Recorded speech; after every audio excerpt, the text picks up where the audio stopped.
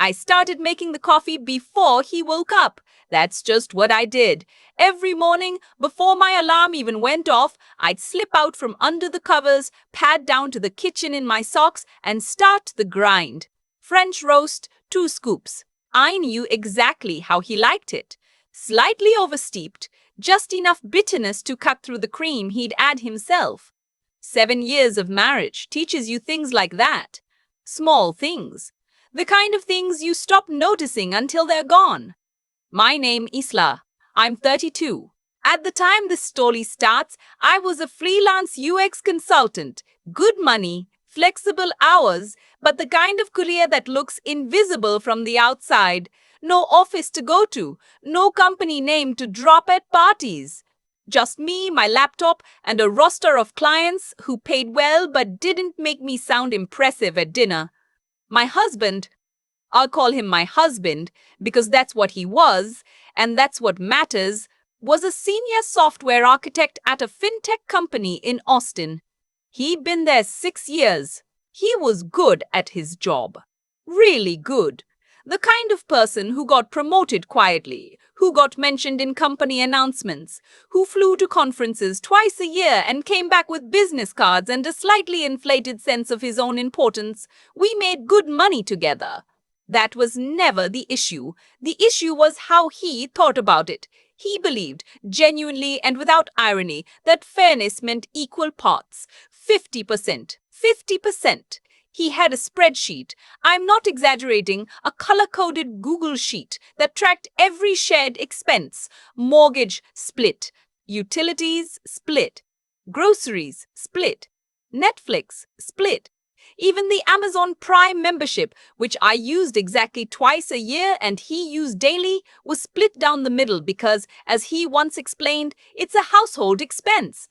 I had agreed to this system early in our marriage because it felt modern, progressive even. We were 2 working adults with our own incomes. Why should either of us subsidize the other? That's what I told myself in year 1. By year 4, I had started to notice something. The spreadsheet tracked every dollar we spent on things. It did not track anything else. It didn't track the 4 hours I spent every Sunday doing laundry, folding, and putting away, his clothes included. It didn't track the mental load of remembering when his parents' anniversary was, or scheduling the HVAC maintenance, or noticing that we were out of paper towels before we actually ran out. It didn't track the dinners I cooked 5 nights a week, the dishes I did while he watched TV, the fact that every time we had anyone over to the house, I was the one who cleaned it, prepped it, and made it look like 2 adults lived there who had their lives together. None of that was in the spreadsheet. I brought it up once, maybe 2 years in. Not as a fight, more like an observation. Do you think we should maybe account for time, not just money? Like the cooking and cleaning and stuff. He looked at me the way you look at someone who said something slightly naive, patient but faintly condescending. You like cooking, he said. You've told me that. I like cooking for myself, I said. Not for 8 people every time your college friends visit. He smiled a little, like I was being charming. We can order out more if you want. And somehow that ended the conversation. I don't know how he did that. I don't know how he always managed to offer a small solution to a large problem in a way that made it feel like the problem was solved. We didn't order out more. That December, his company had a big year. A really big year. Their Series C had closed well, they'd launched a new product line, and the bonuses reflected it. He told me about his over dinner on a Wednesday, and I remember the pasta getting cold while he talked. 240,000, he said. Pre-tax, but still. I put my fork down. $240,000 as a bonus on top of his base salary of $180. I felt something shift in my chest. Not jealousy. I want to be clear about that. I was proud of him. I knew how hard he worked. But I also knew something else. Something quiet that I'd been sitting with for years, that the reason he could work that hard, the reason he could stay late and travel and focus and perform, was partly because he came home to a house that ran itself. Except it didn't run itself. I ran it. That's incredible, I said, and I meant it. So what are you thinking? He shrugged. Invest most of it. Maybe take a real vacation. Finally do the kitchen renovation we've been talking about. That's great, I said. We could use it. Yeah, he said, twirling his fork. Oh, and I was thinking the company Christmas party is next week. I told Marcus we could host the after party here. I looked up. Here? Like at our house? Yeah, it's not a big deal. 20, maybe 25 people. Just drinks and appetizers. I figured we could do it right, you know.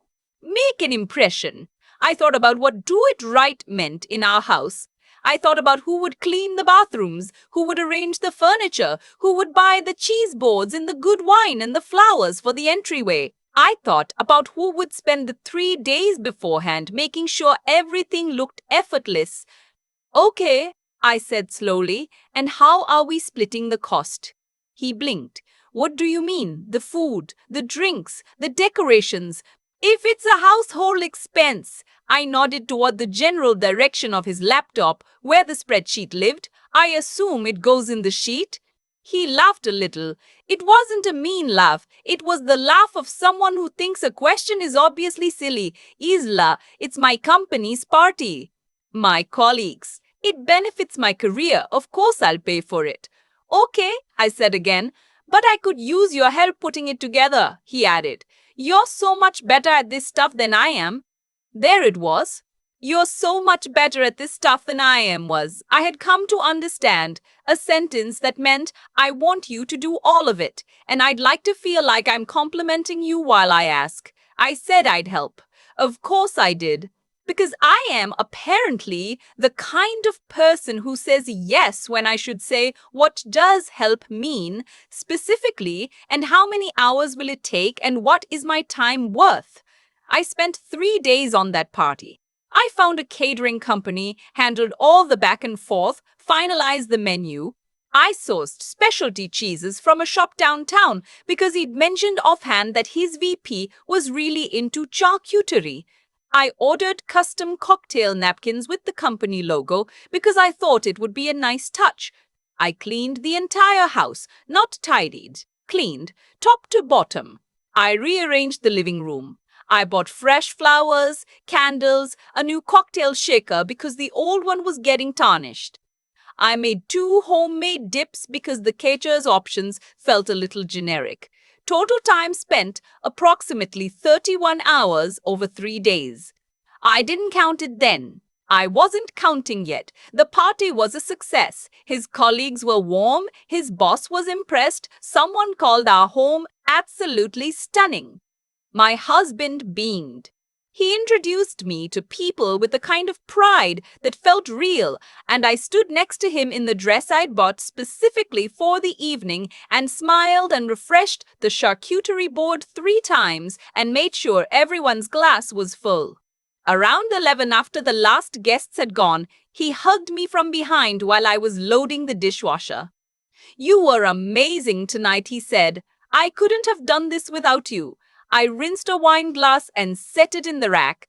I'm glad, I said. Then came January. He got the formal bonus confirmation, the actual post-tax number, which came out to roughly $162,000. He told me over breakfast, very pleased. That same week, he pulled up the spreadsheet. So I've been thinking, he said. The catering invoice came in at $2,800. And the flowers and decorations and stuff you bought? He scrolled to his phone, where I assumed he found the charges on the shared card, came to about another $900. So the party total was around $3,700. Okay, I said. Since we use the shared card for a lot of it, I figure we just split it evenly, $1,850 each. I looked at him. He was looking at the spreadsheet. The party, I said, was for your company, for your career. Right, but we hosted it at our house, he said, reasonably. It's a shared space, and you used the shared card because you asked me to handle it. I know, and you did an incredible job. He looked up and smiled. I'm just keeping the books clean. I sat with that for a moment. I sat with it the way you sit with something you know is going to change things, and you're not sure yet whether you're ready. Sure, I said. Let me put something together. He nodded, satisfied, and went back to his coffee. I am a UX consultant. What that means in practical terms is that I understand how to break down processes, assign value to labor, and present information in a way that's clear and hard to argue with. I've done it for Fortune 500 companies. I've charged $400 an hour for it. I sat down at my own laptop that afternoon and I opened a spreadsheet. Not his, mine.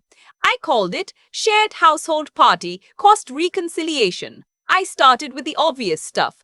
Catering, $2,800. Decor and supplies, $904.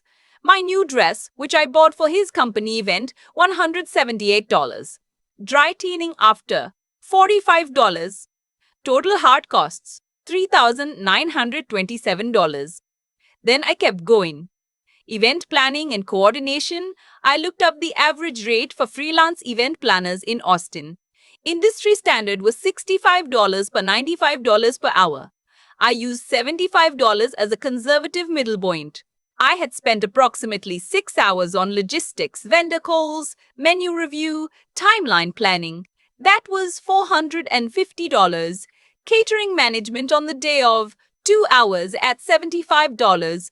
Another $150. Home staging and cleaning, professional cleaning services in Austin ran between $150 and $250 for a standard home. For a party prep deep clean and reset of our 1,500 square foot house, a professional would have charged at minimum $280. I charged $280. Grocery and specialty sourcing, 2 hours of driving, selecting, and purchasing. At $75 per $150. Homemade food preparation, I had made 2 dips, one of which took nearly 45 minutes of active prep and cook time. Professional personal chef rates in Austin started at $125 per hour for event prep. I was conservative. I charged $95 per hour. 1 hour and 15 minutes of food preparation, $119. Day of hosting labor, I had been on for 5 hours during the party itself, refilling, tidying, managing the flow, speaking with guests, redirecting conversations away from a mildly drunk colleague who kept trying to complain about HR. Professional event staff in Austin, $35 per hour. 5 hours, $175. Cocktail napkins with custom logo, which were his company's brand, not mine, and which I had purchased, $67. I added it up. Total value of services rendered, $1,391. Total hard costs attributable to the party, $3,127. Combined total, $5,318. His share as the beneficiary of the professional event, 100%. My share as the person who provided the labor, a credit of $1,391 against any costs I had fronted. Net amount he owed me, $4,430. I added one more line at the bottom in a slightly different color. I labeled it Outstanding Balance, Household Labor, January Estimate. Then I documented a single month, 1 month of what I actually did. Cooking, 5 dinners per week, average 45 minutes of prep and cleanup per meal, 20 dinners in January. At personal chef rates, being generous to myself at only $30 per hour since this was informal, $450. Laundry, every Sunday, 2.5 hours including folding and putting away. 4 Sundays, $120 at a laundry services standard folding rate of 1.25 per pound. I estimated our laundry at roughly 12 pounds per week. Fine.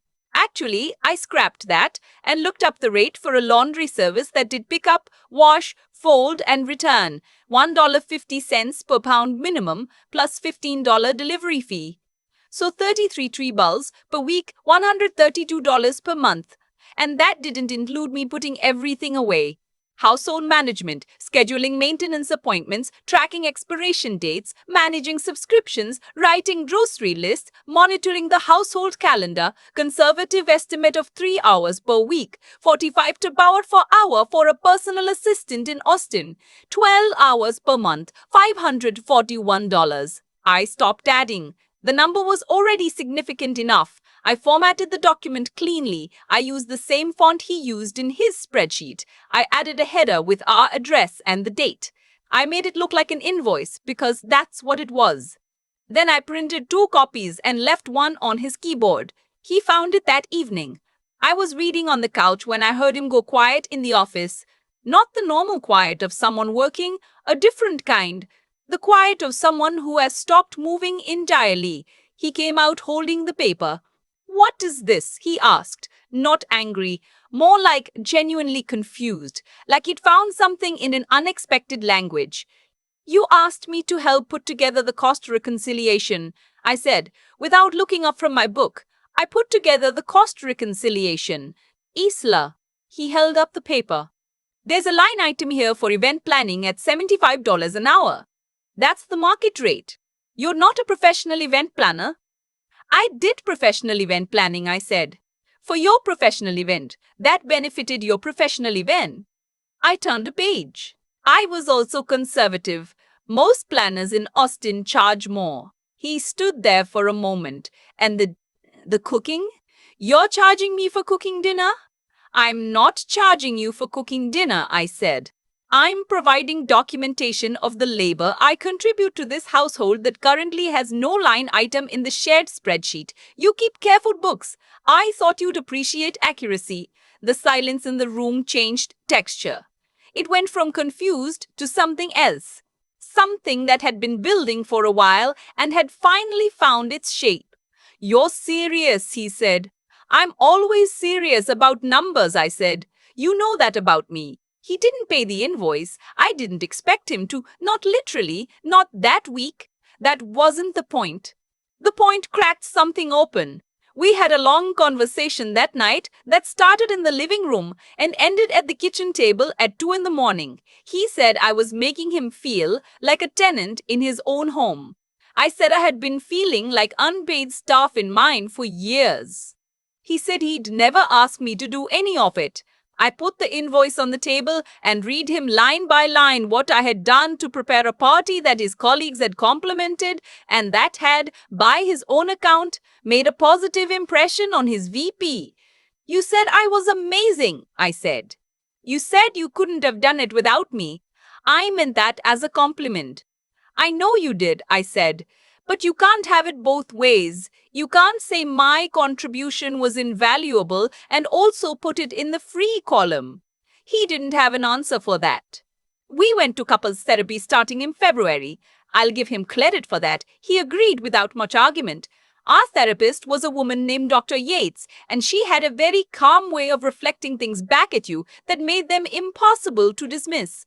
In our 3rd session, she asked him to name everything I had done in the last week to maintain our home. He got through the dishes and the laundry before he stopped and sat quietly for a long moment. "I didn't know it was that much," he said finally. "Most people don't," Dr. Yates said, "until they see it written down." The therapy helped. Some things shifted.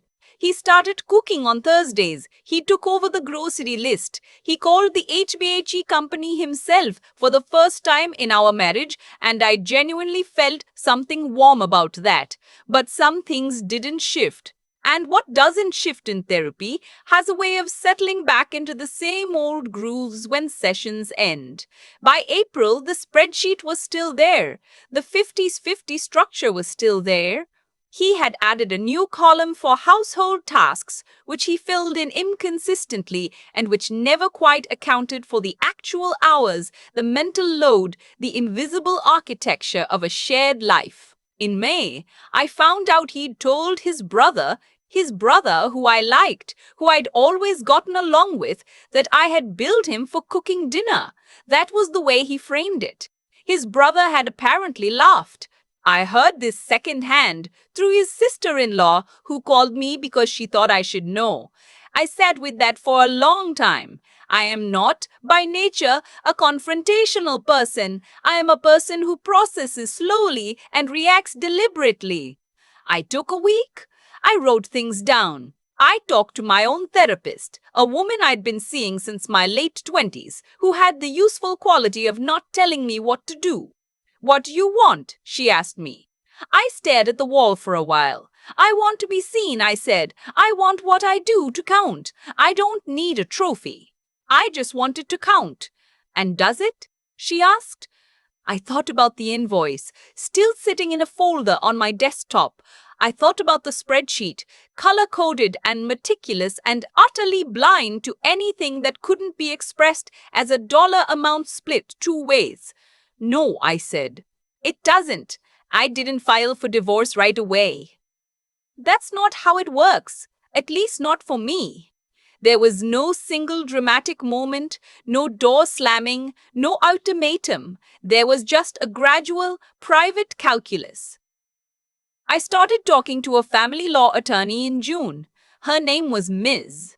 Fletcher, sharp, efficient, very good at explaining Texas community property law in plain English. Texas is a community property state, which meant that most assets acquired during the marriage were legally ours, split equally, regardless of whose name was on the account or who earned more. He hadn't thought about that. His bonus, the $162,000 post-tax bonus he'd received in January, which he had already begun investing in a brokerage account under his name, was marital property. So was a portion of his stock options, which had been vesting over the course of our marriage. So was the equity in our house, which had appreciated significantly since we bought it in 2019. He was very tidy about money. He kept excellent records. Those records, as it turned out, were quite helpful to my side. I filed in September. He was blindsided. I know that, and I'm not proud of how blindsided he was. There was something hard about seeing the shock on his face when the papers arrived. We weren't a cruel marriage. We were a fundamentally misaligned one. Those are different things. He hired an attorney. There were negotiations. He tried early on to argue that his separate investments should remain separate, that the brokerage account he'd moved the bonus into was distinguishable from marital assets. Miss Fletcher had anticipated this. She had a very patient way of explaining, with documentation, why that argument would not hold.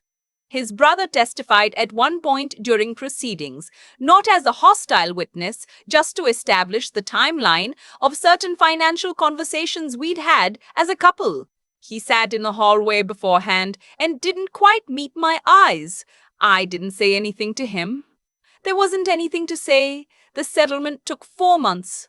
In the end, I received 41% of our joint assets, slightly below the 50 that strict community property would have suggested, in exchange for a clean break with no ongoing support obligations.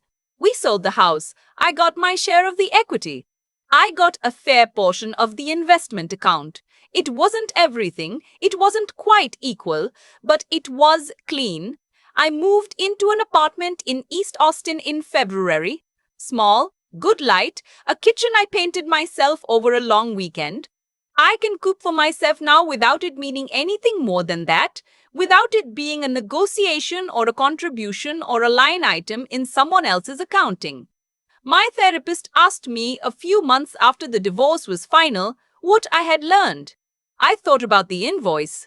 I thought about 31 hours spread across 3 days, trying to make something look effortless. I learned that effortless has a cost, I said, and that if you never charge it, people stop believing it exists. She nodded. She had a way of nodding that meant keep going. I also learned that I should have started counting earlier, I said, not to be transactional about love, just to know my own value well enough to say it out loud, before I had to write it on a piece of paper and leave it on someone's keyboard to make them see it. There's a folder on my desktop called Reconciliation. I keep it, not as a wound, more like a reference document. A reminder of what I know about myself now that I didn't know clearly enough before. I know what my hours are worth. I know what you're so much better at this than I am can cost you if you accept it without question for too long. I know that fairness isn't always a spreadsheet. Sometimes it's just paying attention to what the other person is actually doing and saying so and meaning it. I still make good coffee. French roast. 2 scoops. These days, it's just for me. I think about this spreadsheet a lot. Not with anger, that part faded faster than I expected. More like the way you think about a warning sign you drove past 100 times before you finally understood what it was telling you. What my husband built with that color-coded Google sheet wasn't cruelty. I want to be clear about that. He wasn't a cruel man. He was a precise one. And precision, when it's applied only to the things that are easy to measure, has a way of making everything else disappear. The cooking disappeared. The laundry disappeared. The 31 hours I spent making his company look good in our living room, that disappeared too, right up until the moment I wrote it down and left it on his keyboard. That's the thing about invisible labor. It doesn't stop being real just because no one's counting it. It accumulates. It compounds. And the person doing it either starts counting eventually or they hollow out slowly, and neither of them quite understands why. I started counting. That was the turning point, not filing for divorce, not the therapy sessions with Dr. Yates, not the conversation with Miss Fletcher about community property law. The turning point was the afternoon I opened my own spreadsheet and decided that my time had a rate, and that rate was real, and I was going to write it down in the same clean font he used for the mortgage. There's something I've come to understand about actions and their consequences that has nothing to do with luck or punishment or anything handed down from outside. It's simpler than that. When you consistently assign zero value to something, you will eventually get zero of it. He assigned zero value to what I contributed, not consciously, not maliciously, just structurally, the way a system produces outcomes nobody planned. And the outcome was that I stopped contributing, first emotionally, then legally. What I had to build back after everything was my own sense of what I was worth before anyone else confirmed it. That's the harder work. It's easier to send an invoice than it is to genuinely believe in the quiet of an ordinary Tuesday that your hours matter even when no one is watching and no one is paying. Isla the consultant knew her rate. Isla the wife had forgotten to apply it to herself. Strength isn't just endurance. I used to think it was. I used to think getting through something quietly was the same as handling it well. It isn't. Real strength is knowing when to stop absorbing and start articulating. It's having the clarity to name what's happening, not to win an argument, but because silence about your own value is its own kind of slow damage. The intelligence I'm most grateful for isn't the spreadsheet, as satisfying as it was to make. It's the slower, harder intelligence of recognizing what was wrong while I still had time to change it. Of sitting across from Dr. Yates and saying out loud, I want to be seen. I want what I do to count. That sentence took me years to form. I wish it had taken me fewer. I'm in my East Austin apartment now. Good light. A kitchen I painted myself. Coffee for one, made exactly the way I like it. The folder on my desktop is still called Reconciliation. I keep it because it reminds me that knowing your own value isn't arrogance, it's just honesty. And honesty, written down clearly in 12-point font, turns out to be the most powerful document in the room.